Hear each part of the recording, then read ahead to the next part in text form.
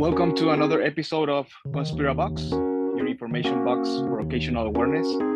Today, we are very pleased and excited to have a tremendous guest, Dr. E. Michael Jones. He's a historian and prolific writer with works including Degenerate Moderns, Monsters from the Id, The Rise of Horror and in Fiction and Film, The Slaughter of Cities, The Jewish Revolutionary Spirit and its Impact in World History, Barren Metal, A History of Capitalism as the Conflict Between Labor and Usury, Logos Rising, The Dangers of Beauty, Libido Dominandi, whose second edition is out now, and of course, the Holocaust Narrative.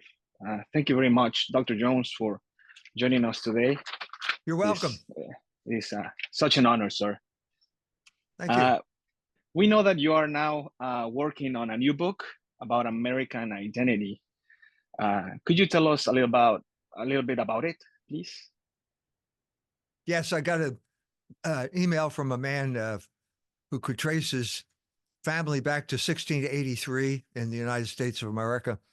He said he became a Catholic because of listening to me, but he said he no longer understood what it meant to be an American. And I think that's precisely the identity crisis that we're going through right now.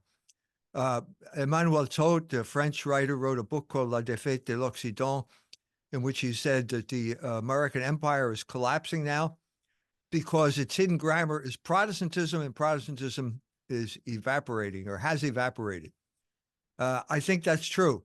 I think the only problem is that Mr. Todt doesn't understand what Protestantism is. But I think it was the hidden grammar of the United States of America because it was the hidden grammar of the colonies, mostly Englishmen who came. I'm talking about North America. I'm talking about the 13 original colonies. These were English settlers who were invariably Protestant, ranging from pacifist sects like Quakers who took over Pennsylvania to militant sects like the Puritans who took over Massachusetts, who colonized Massachusetts. Samuel Huntington wrote a book called Who Are We? And he said, we are Anglo-Protestants. He doesn't understand what a Protestant is either. To understand that, I think you have to go to the dominant Protestant group, the one that beat out all the others, and those were the Puritans from Massachusetts. The Puritans were revolutionaries. They were Judaizing revolutionaries. They broke with the Anglican Church, which had broken with the Catholic Church. They sought authority in the Old Testament. They drew all of their models out of the Old Testament, and they considered themselves Jews, in a sense, Judaizers, God's chosen people. But the real hidden grammar, I think, is Paradise Lost. The great poem by John Milton. John Milton was secretary to Cromwell, who was the leader of the Puritans, the dictator over England during that revolutionary period in the middle of the 16th century. And the hero of Paradise Lost is Satan. All you have to do is read the beginning of the book, the beginning of the poem. There's a long speech that Satan gives where he basically has fallen. The good angels had defeated the bad angels. They're all in hell right now. And he rises up and he says, I have to rally the troops. And he gives this great speech, which is applicable to America. In other words, he says, the mind is its own place. It doesn't matter where you come from. The mind is what matters here. And it's better to reign in hell than to serve in heaven. These, I think, were the marching orders for the Puritan colony in Massachusetts. The main lens through which they viewed the world, and by the world, I mean the woods, because that's all there was in Massachusetts when they arrived. The main lens they used was Calvinism. And Calvinism said that man was totally depraved. It was an exaggeration of original sin, and that the nature of man was evil. And if the nature of man is evil, then it's clear who you're worshiping, and that's the devil. And the man who understood that completely was Nathaniel Hawthorne, who wrote the great novel, The Scarlet Letter, and the great short story, Young Goodman Brown, 200 years later. His great grandfather was a judge at the Salem witch trials. So he went all the way back. He finally understood the hidden grammar, and it applied to the people of his age because Ralph Waldo Emerson, his neighbor, and probably the first American, first English colonist who thought of himself as an American and not an Englishman. He had a passage in Self-Reliance, his famous essay, in which he said, nothing matters but the integrity of your own mind. That's directly from Satan in Milton. The mind is its own place. That's what Emerson is saying now. And then someone says to him, well, suppose it's from the devil. And he says, well, if that's from the devil, then I am of the devil's party. Well, this is the founding myth, the founding identity of America, because the Puritans of Massachusetts basically conquered the Cavaliers of Virginia during the Civil War, and they took over the entire country, and their ideas became normative for the entire country. And that is obviously going to cause problems. It's going to cause serious problems, and it has caused problems to this day. That's the short, maybe not so short answer to your question. Amazing, amazing. And well, we find that you have said that there's existence and essence, right? Yes. And of course, most of the territories of North America and South America were already Spanish. And the expansion meant basically the defeat of the Spanish kingdoms. And that's basically the triumph of the American Republic, right? Because you have also mentioned that the fundamental myth of the American Empire is the Holocaust narrative, which is your latest book. Right. How these two things correlate? Yeah, so the Holocaust narrative is basically a resurrection of Jewish identity. In a period, it came into being after World War II, basically as a justification for American war crimes committed during World War II, and a justification for the establishment of the State of Israel. But what do they have in common? They have in common the term Amalek. Amalek means this is the term that got used when Joshua shows up and marches into Canaan. And the marching orders, you have to exterminate everybody, okay? And the enemy of the Hebrew people is known as Amalek. Well, this is exactly what Israel now is doing to the Palestinians, because they've taken over this idea from the Old Testament. The Old Testament only has, what should I say, truth to it or meaning to it if it's interpreted by the Catholic Church. If you take it out, the Catholic Church is the only authority on earth that has the power to interpret this book correctly, and it has to be interpreted in light of the New Testament, which is the fulfillment of the Old Testament. As soon as you take this Bible out of the church, which is what the Puritans did, the Protestants did, it becomes a revolutionary manifesto, because your revolutionary group is now the Hebrews, and anybody you don't like is now Amalek.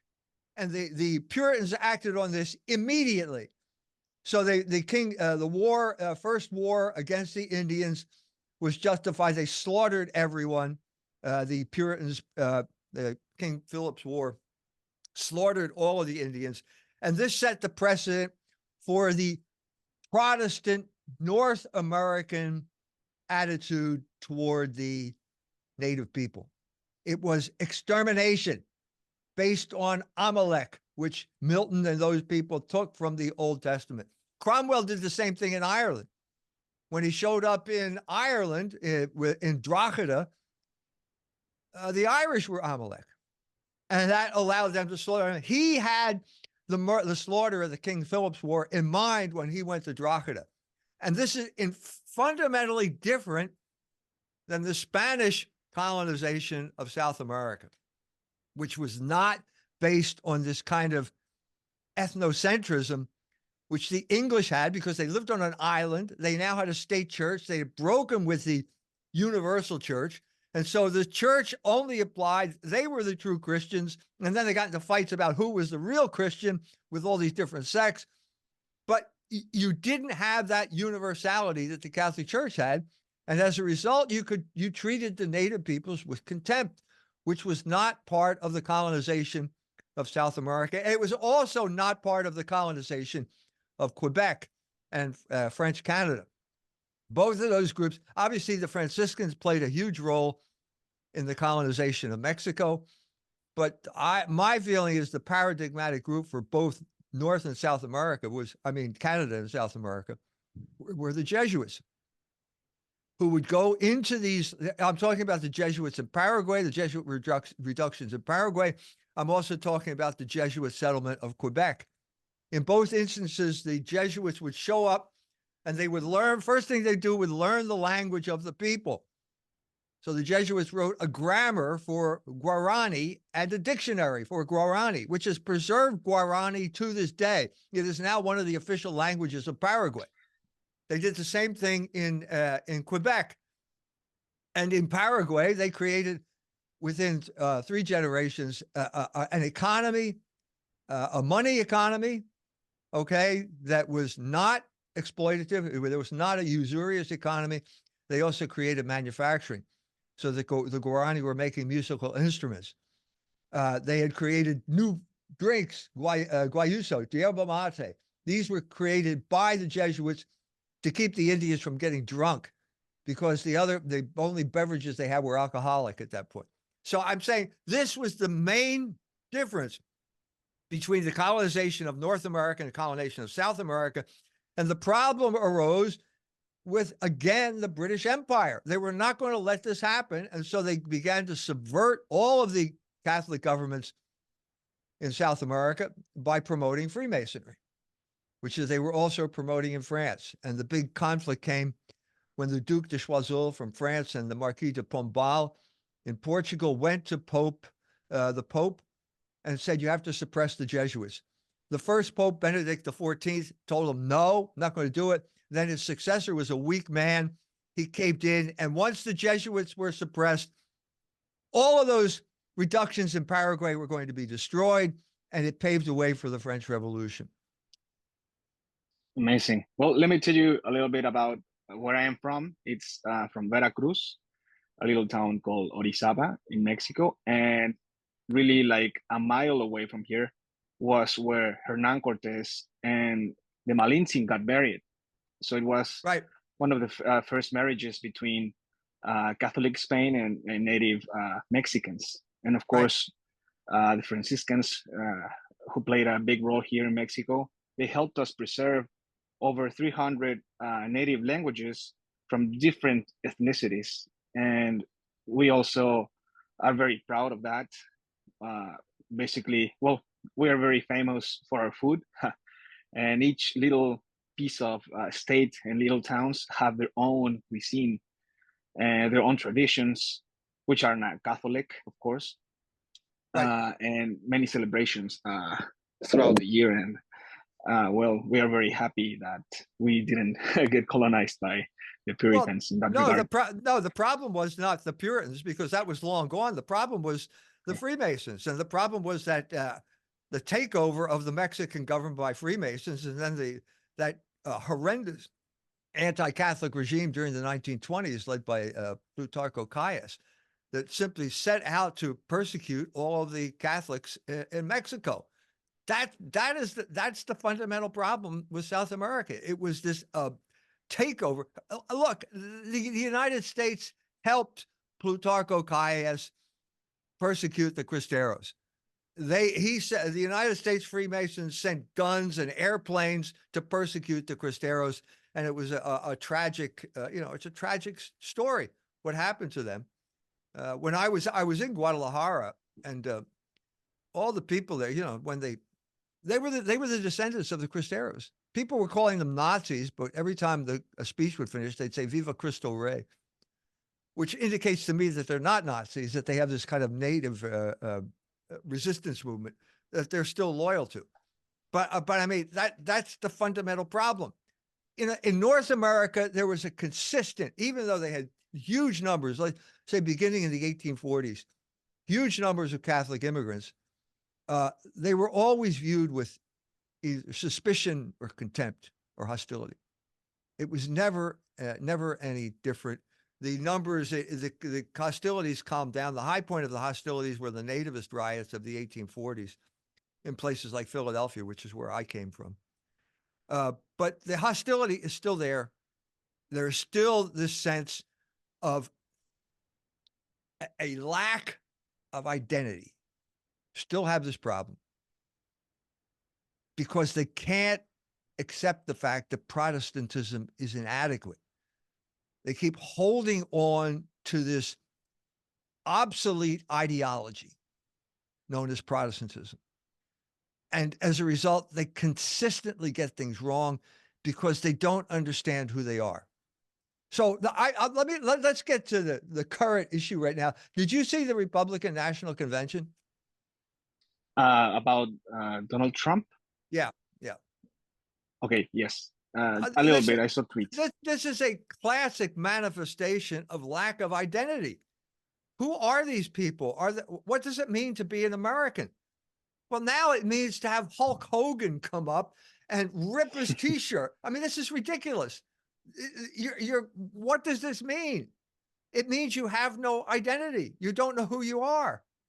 And you're persisting in this lack of identity and pretending that nobody's noticing. This is the fundamental problem that we have right now in America. What does that mean? In order to be an American, you have to be a wrestler in some sense. You have to, this is crazy. This is a manifestation of lack of identity. Yeah, you were talking once in your EMJ live show about how before people used to read and then everything became sports. That's so right. That's another transition. The identity has become you have to know all about NFL, or here in Mexico also we have to know all about soccer, Right. which in many ways is used as a form of control because It most is. of the well, it is not a coincidence that many Congress acts here in Mexico have passed against the Mexican people during big matches. And of course, it is planned. Sports have always been a form of political control ever since the Romans created the Colosseum. It was called panem et circenses, bread and circuses, to keep the people distracted from the real issues that were affecting them. And it's still this way today. What happened, though, is, I mean, it went from baseball to wrestling. It's like the paradigmatic sport. I'm saying it's paradigmatic because Trump had basically two wrestlers talking to the crowd at the Republican convention. I mean, that's a long step down from baseball to wrestling, it seems to me. But that's part of the decline of American culture. Yeah, and there's a few videos in the internet about Trump fighting actually in WrestleMania. Yeah, I saw him tackle some guy, a video of him tackling somebody. Well, this is who he is, and this is part of the problem. Part of the problem. And also, he just elected J.D. Vance as his next vice president, and we know that he's a very strong Zionist. Do you have anything to say about it? Yeah, everyone's a strong Zionist. This is not news anymore. Tucker Carlson interviewed Representative Thomas Massey from Kentucky, and Massey said everyone in the Congress has an IPAC minder, someone who pays attention, someone from IPAC who tells him how he has to vote. The fundamental problem now is that the Jews have total control of the Congress of the United States of America. Massey said it. It's obvious. We all knew it. Now he said it publicly. So why wasn't Massey speaking at the Republican National Convention? He's an actual Republican politician. Why wasn't he speaking instead of this idiot wrestler? Well, because the Republican Party is controlled by Jews and they want to keep it that way. That's simple. All right. And that brings us to the next question I wanted to ask you about. You have mentioned that people, well, Jews like Blinken, always justify whatever they do, saying, I have relatives who died in the Holocaust. Would you be so kind to explain to our Mexican audience what is the Holocaust narrative? Because we're basically out of it. We really don't know anything about it, just what we see in movies. Right. Well, that you see a lot of movies. There have been hundreds of movies made by Hollywood. Hollywood's a Jewish operation. And so they, in effect, became the propaganda ministry for the United States of America after World War II. And the main narrative for that propaganda ministry was the Holocaust narrative, which is basically about concentration camps and Nazis. Okay, so in my book, I try to start at the beginning. First of all, let's be honest here. This is a narrative. I have a PhD in American literature, so I'm used to studying pieces of literature. That's what this is. The narrative was based on pieces of literature. And so I decided, well, I'll examine each of these pieces of literature and see how it developed. But it began at the end of World War II when the American army was advancing into Germany and they came across camps. They're called concentration camps. This is what I've called a category of reality. They were there. There's no question that they were there. The first camp that Eisenhower came across was called Ohrdruf, which no one talks about anymore. And when he got there were dead bodies all over the ground. Okay, that's real, or we call it a category of reality. That's undeniable, okay? But the question is, how did they die? And that's where the category of the mind, known as the Holocaust narrative, comes in, because the Holocaust narrative says they died in gas chambers. Well, there were no gas chambers in Ohrdruf. If there are no gas chambers, how did they die? And the answer is they died of disease. Typhus, typhoid, all of the diseases that you get when you put a lot of people into a very small space with no sanitary facilities and no clean water. That's how they died. Now, that's really, what are we going to do with that? Who is responsible for the fact that they didn't have clean water? Well, it was the Allies. Because who was responsible for the fact that they didn't have food and were starving? It was the Allies, because the Allies had bombed the rail lines that allowed these people to allow the Germans to provide the people with food and provide them with water. They bombed the water treatment plants, whatever you want to call it. And so the Allies were responsible for this. And that's why Eisenhower decided that we're going to have a different narrative. And so he called in the head of psychological warfare, General McClure. He told him to go to the next camp, which is Buchenwald, which people do know about. It's outside of Weimar. And he created a show, like what should I say? A little drama, a show for the people. Got 2,000 people to march out of Weimar to come there. And then he confronts them with a pelvis ashtray, a lampshade, which is supposedly made out of Jewish skin, and 2 shrunken heads. Well, what's this got to do with Germany? Germans don't shrink heads. They do that in the Amazon, which is in South America. So this was obviously taken from a museum. This was a crude first attempt to create a meaning, a category of the mind that will be useful for American propaganda to divert everyone from the war crimes that America was committing, first of all, with the saturation bombing of Germany, and secondly, Eisenhower basically refusing to classify German soldiers as prisoners of war and letting them starve to death in the meadows along the Rhine. That's how it got started. Well, there are many, especially in the alternative media, many people who, instead of naming the Jew, they call them Khazarians or neocons, or they come from the Leo Strauss school.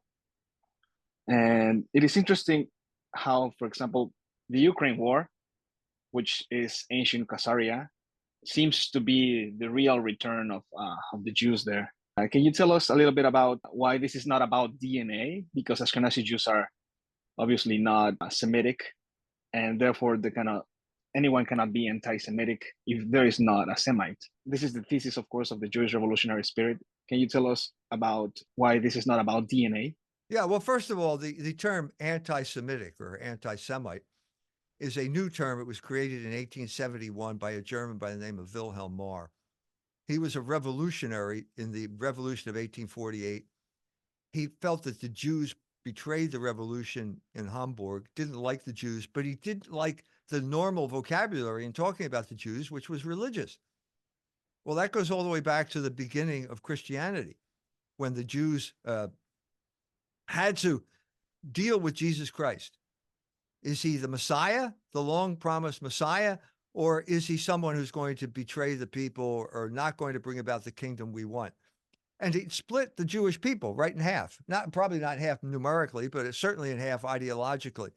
The idea that their behavior is determined by DNA is preposterous. I mean, that's the thesis of anti-Semitism. That's the thesis of biological anti-Semitism and the thesis of Wilhelm Marr. It doesn't make any sense back at the time of Christ because everybody had the same DNA. They were all Jews. There were the Jews who accepted Jesus Christ, and there were the Jews who rejected him, and they all had the same biological background, if you want to talk about that. The fundamental issue was, what is your relationship with Logos? Logos is the Greek word for truth. It's the reason, order of the universe. Jesus Christ was the Logos incarnate. St. John is the man who created this new terminology when he wrote the gospel. He wrote it in Greek. He said, in the beginning, there was Logos, and Logos was with God, and Logos is God.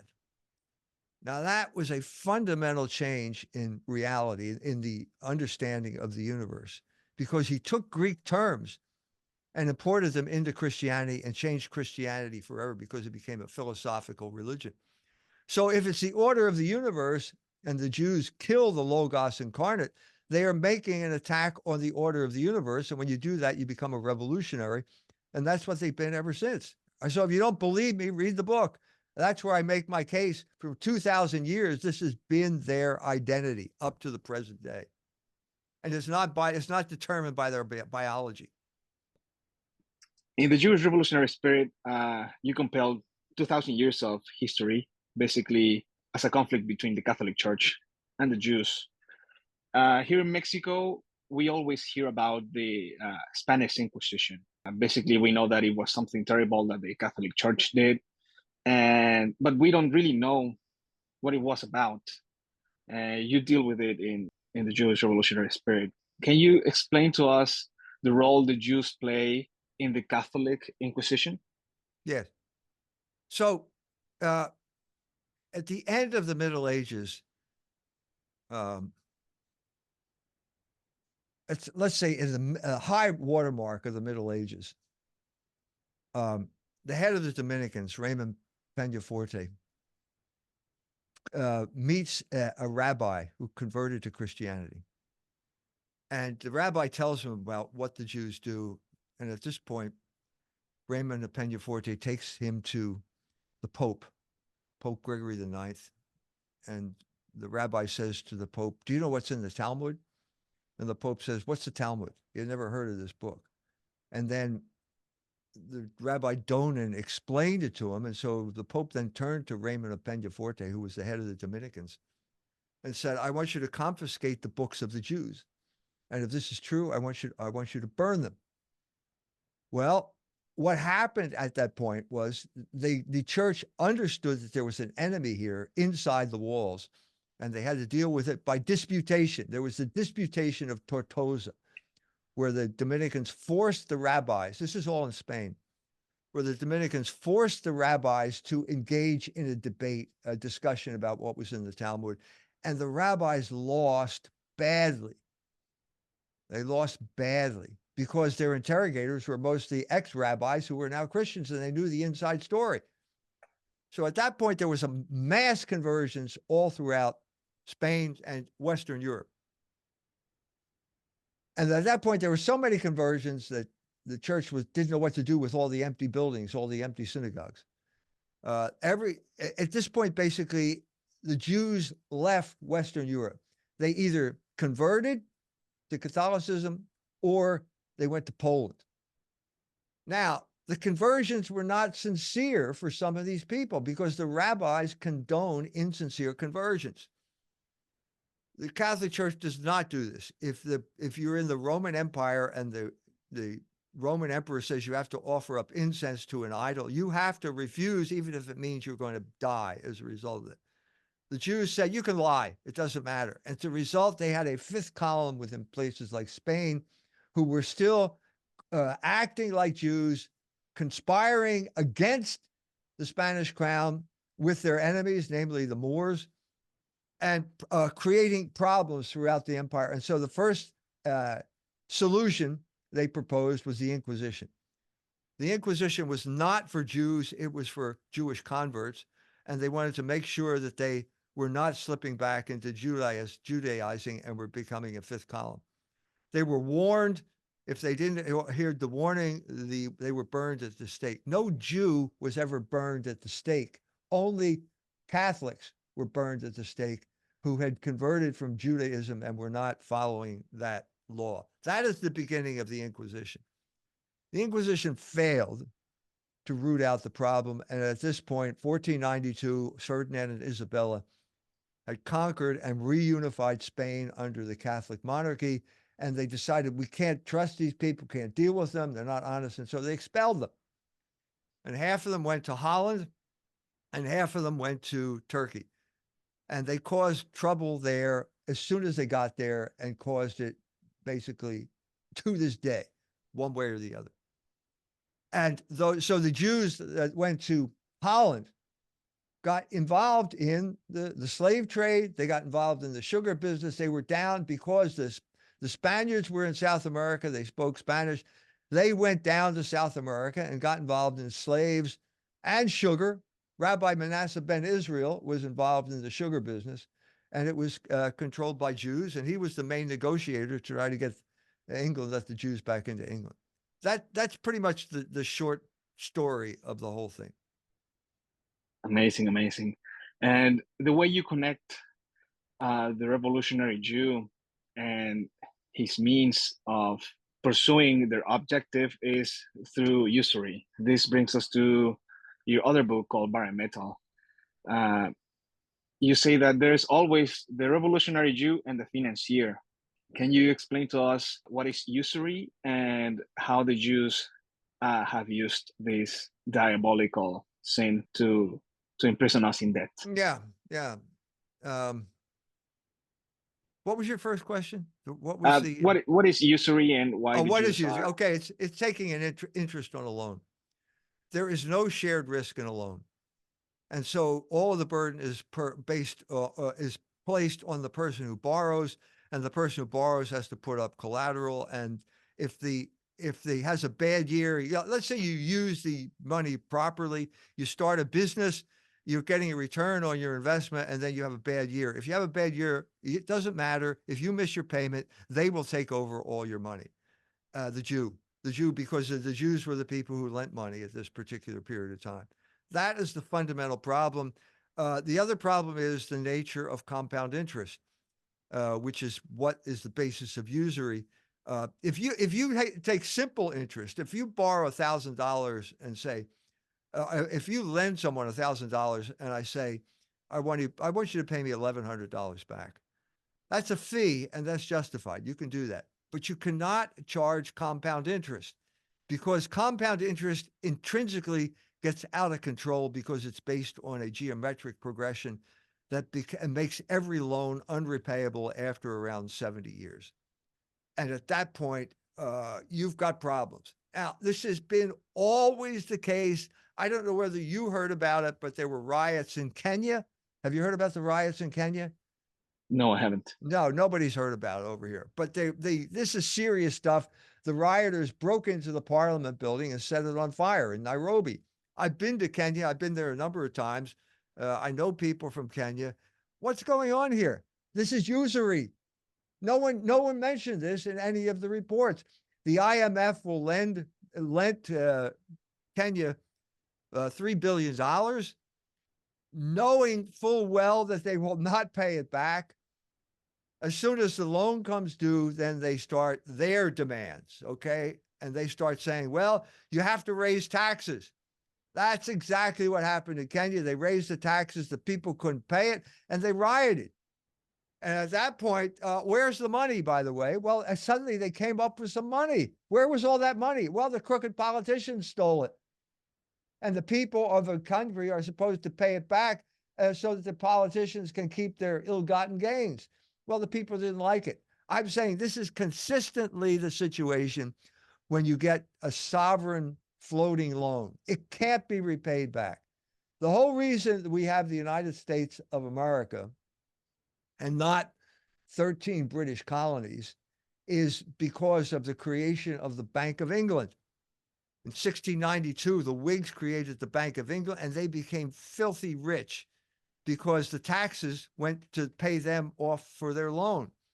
After 60 years or so, between 60 and 70 years, let's say 1760, the colonies, the British Crown could not repay it back, that loan, because that's what happens. After 60, it's a geometric curve progression. So the curve goes like that, and then it goes like that. And the turning point is 60 years, 60 to 70 years. And at that point, Lord Townsend went to Adam Smith and said, what do we want to do? He said, make the colonies pay it off. As soon as the colonies heard about that with the Stamp Act, which was 1763, they say, we're not going to pay off your loan. This is the hidden history of the American independence. It was about usury. So you got the beginning, the middle, and the end, and these are the problems that usury always creates. That's the issue. And how did America become the commercial republic it is? Okay, the answer that Max Weber would give and Emmanuel Todt would give would be called the Protestant ethic, which is basically that the Protestants are work hard and they save their money. This is not true. We have to go. If you read Baron Metal, you'll find that there are fundamental principles that without which, if you don't understand the fundamental principle, you cannot do economics. And one of the fundamental principles is that labor is the source of all value. Okay. Karl Marx said that, but so did Adam Smith and John Locke and John Paul II. And they all said it because it's true. Money is not the source of value. Money is a medium of exchange. And the Jews are forever confusing labor and money. So Shylock says in The Merchant of Venice, my ducats can copulate faster than Laban's ewes and rams.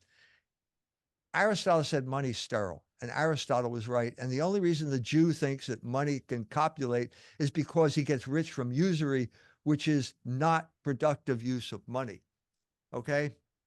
So what was the cause of prosperity in the United States of America? Number one, labor. All of this labor came over from England, from Europe. Cheap labor from Europe, primarily the great migration of the Germans and the Irish during the middle of the 19th century. And you combine that with basically unlimited natural resources. From the forests of the Atlantic coast all the way to the Pacific coast. It's a huge country with all of these natural resources, the first of which was the forest, which they cut down and built houses out of it, lumber, for example, and then there are natural resources under the ground. They discovered gold in California and so on and so forth, iron and coal in Minnesota. And you put all these things together and you have the potential for wealth. And the great genius of America was the mobilization of labor. That's what put 2 and 2 together. That's what put these immigrants together with the natural resources. And the great genius of the mobilization of labor was Henry Ford. And places like Detroit. Henry Ford was the inventor of the assembly line. But there was the genius of American manufacturing had begun before that time. That I've had this discussion before. The fundamental difference between Africa and America is the mobilization of labor. So the Africans do not know how to mobilize labor.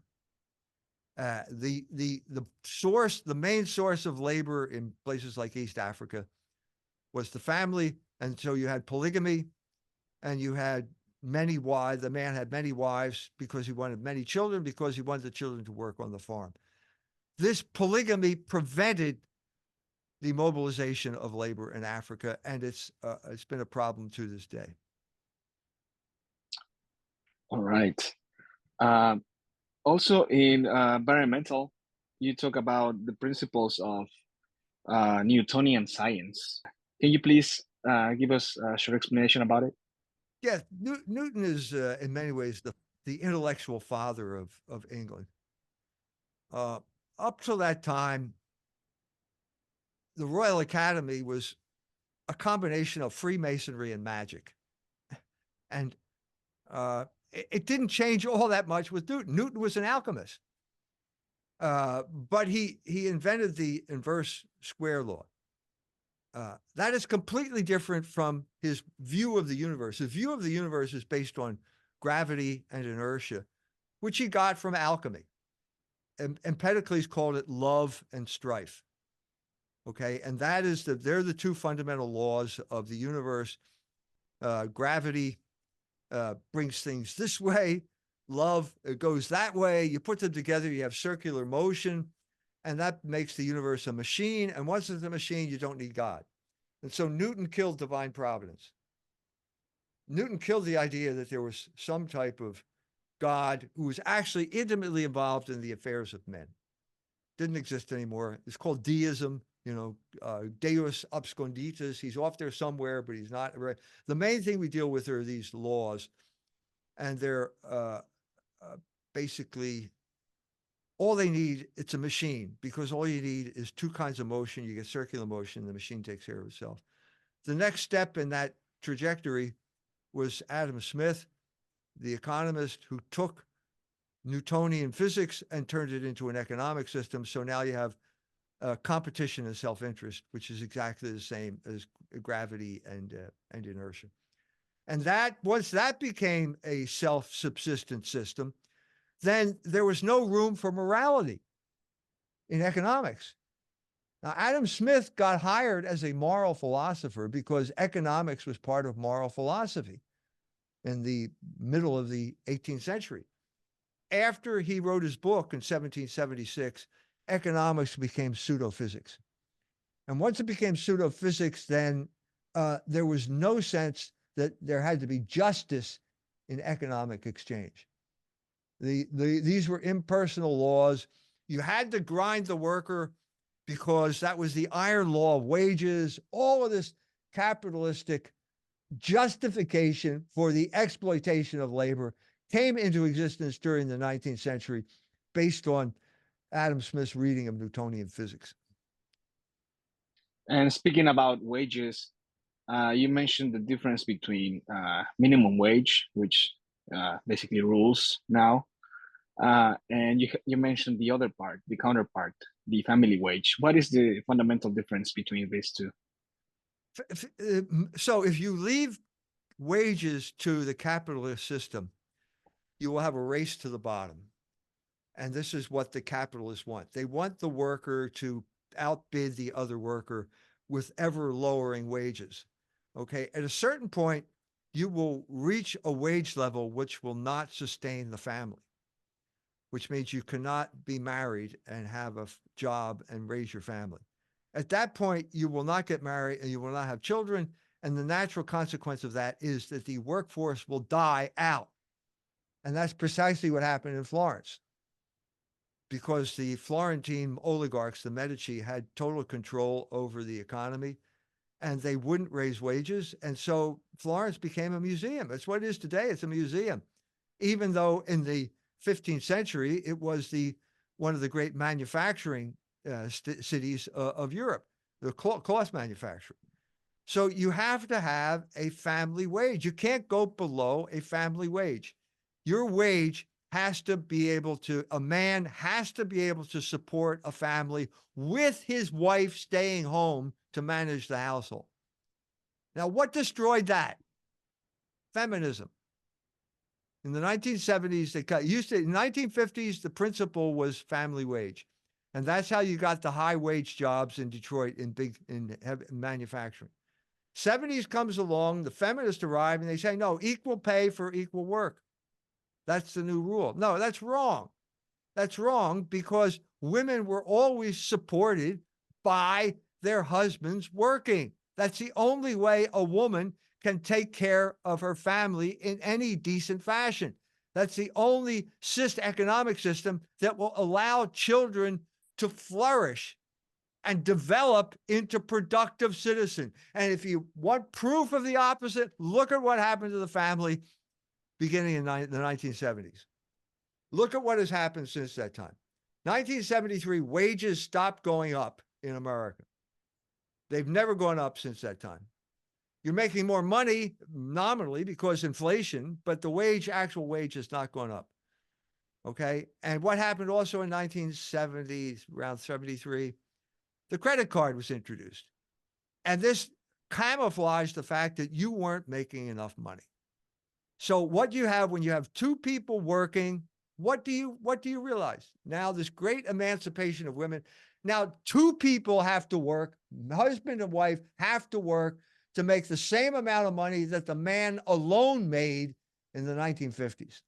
Also environmental, you talk about the tradition that the Benedictines taught the Germans, which is ora et labora, which eventually became known as German continentalism. Can you tell us a little bit about German continentalism versus British empiricism? And of course, that led to the world wars. Yeah. So first of all, if you're talking about Germany, it didn't come into existence as a country until 1871. Okay, so this is late. What you had before that were numerous German principalities, which were part of the Holy Roman Empire. And the Holy Roman Empire was the successor to the Roman Empire. And the big change took place when Irish monks came to Germany and converted the Germans to Catholicism. And at that point, the Benedictines, who were the main group of monks at this time, taught them how to work. And that's where the motto ora et labora comes from. You work and pray. Okay. And the main place where they started this were the Benedictine monasteries along the Danube, which I saw when I rode down the Danube, one after another. And they taught the Germans how to become farmers, agriculture. They brought grapes to the Danube Valley. Then they made wine. They started fruit plantations. This was the transition from the Germans chasing pigs through the forest to the Germans learning how to work in a settled way. This is exactly what the Jesuits taught to the Guarani. The Guarani used to go out and kill cattle. The Abenaki Indians in North America used to go on the moose hunt in the middle of the winter. And you had to wait till the snow was waist deep. And then you just had snowshoes on and you stabbed the moose with spears. And that was what led you to, that's how you ate. And you sat down and you ate the entire moose. This is not a civilized way of living. And this is, the Germans basically learned how to work and they became very effective workers, but they were divided and they were weak because they were divided into so many different countries. And so Napoleon went through the German principalities like a hot knife through butter because none of them were big enough to deal with the French army. And then when that collapsed, there's a period of don't know which way it's going. And then finally, after Bismarck unites the country in 1871, we have railroad lines now, thanks to Friedrich List. And you abolish the tariffs and you create a wall around this Germany to keep cheap English goods out. And so the result is that manufacturing starts to thrive in Germany. And then Bismarck was a Prussian. He thought the Catholics were his enemy. Bishop von Kettler, who wrote a book called Das Christentum und die Arbeiterfrage, around the same time that Karl Marx wrote the Das Kapital, went to Bismarck and he persuaded him he said, look, the enemy are the communists. It's not the Catholics. They're good workers. Bismarck then instituted health insurance and Social Security. When he did that, the Germany was hemorrhaging workers to places like North America. The reason I'm an American is because my German great-great-grandfather couldn't earn a living in Germany because the wages were too low. And so he came over here. We stole German labor. We didn't steal it, but because we had higher wages, we drained all of the skilled German labor to the United States, and that's what created the wealth of the United States. As soon as Bismarck created tariffs, raised the wages, made health insurance, the Germans started to stay there. And since labor is the source of all value, they created massive amounts of wealth in Germany. And so by 1910, Germany had surpassed England, the most advanced industrial country in the world, in every single area: steel, steam, transportation. And at that point, they started building battleships, which was a big mistake. Bismarck was out of the picture at that point. And at that point, Lord Grey and Winston Churchill conspired to lure Germany into a war so that they could destroy their main competitor on the continent. And you've mentioned that England needed a beachhead in the Middle East to be able to, well, support the oil industry, right, which is Israel. Right. And so at this point, around this time, the early 20th century, the British Navy switched from coal to oil for their ships, for their Navy. And now they had coal, they had no oil. And so they needed some type of access to oil, and they created Israel, Palestine. They allowed the Israelis, they allowed the Jews to settle in Palestine. And eventually, after the Balfour Agreement, they basically allowed Israel to come into being. And the justification was that this would be their beachhead in Europe, but for the beachhead for the Anglo-American Empire.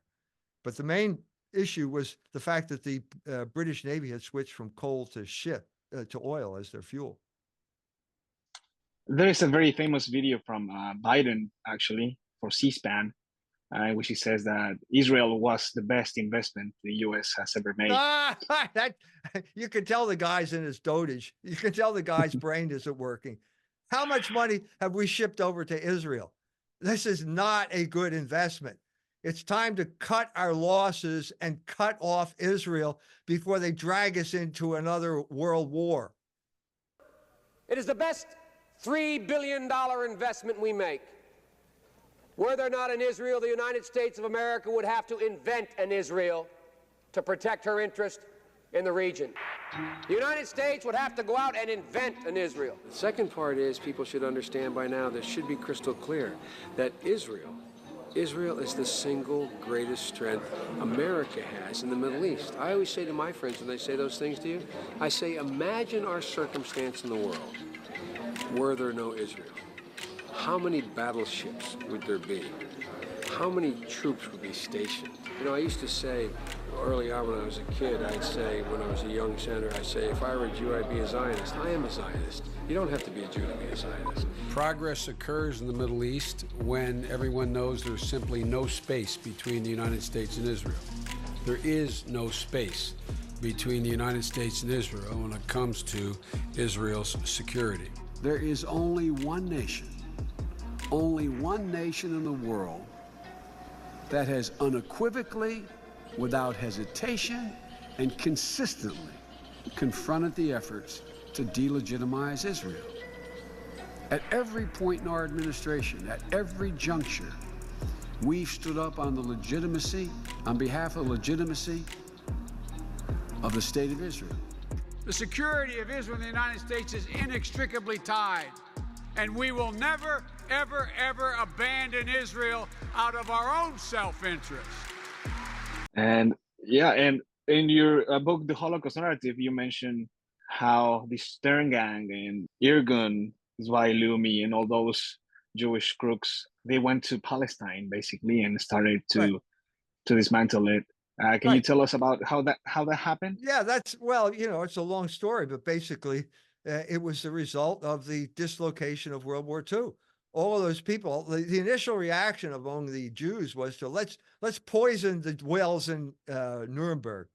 There was the Jewish terrorists running around killing Germans left and right. A Jew by the name of Solomon Morel took over Auschwitz, and he was killing Germans in Auschwitz in retribution for what? I mean, the Germans didn't do what he was doing to the Jews. And at a certain point, the Zionist came over to Germany and said, stop, this is not worth it. Come to Israel and you'll fight and we'll drive the Arabs out and we'll create our own state. And that's what happened. And of course that you have said that there is a specter haunting Israel, and No Jewish kingdom has lasted more than 80 years. This is the specter that's haunting Israel right now. Israel is 76 years old. I see doom just over the horizon. Just yesterday, a Houthi missile hit Tel Aviv. yeah, I saw that in a video from Russia today. Now, wait a minute. They've got Iron Dome. They got Patriot. How did this missile get through 2,000 miles away? How did it hit Tel Aviv? What does this tell you? They are defenseless. And this has got the big issue is, are the Israelis, having failed to uproot Hamas from Gaza, in spite of murdering 180,000 civilians, are they now going to enter Lebanon? I see doom if they do. Lebanon has Hezbollah has already rendered the northern part of Israel uninhabitable because of their weapons, and this is just the beginning. The Israelis, when they attacked, we shot down 90% of their missiles. Well, that's part of the Muslim strategy here. The first wave of drones is meant to be shot down because we want to exhaust your arsenal. And then the real missiles come in, the hypersonics, and they can't stop them. They are in a very precarious situation right now. And it may be, and I think they're hysterical. They want to rebuild the temple and think that God's going to defend Israel. The God they worship is Moloch, and he's not going to defend Israel. So this is the crisis that's going on in Israel right now. Well, Dr. Jones, I want to thank you for your time. It's almost the hour. Yes. I want to say also, it's very nice to meeting you. Thank you. I've been a follower for a few years, and I have been reading your books ever since, and listening basically most of your podcasts and interviews. And well, thank you. I hope we can do this again another time. I do too. Thank you. I enjoyed our conversation. Perfect. Well, I'll let you go now. Thank you very much for your time, and God bless you. You're welcome.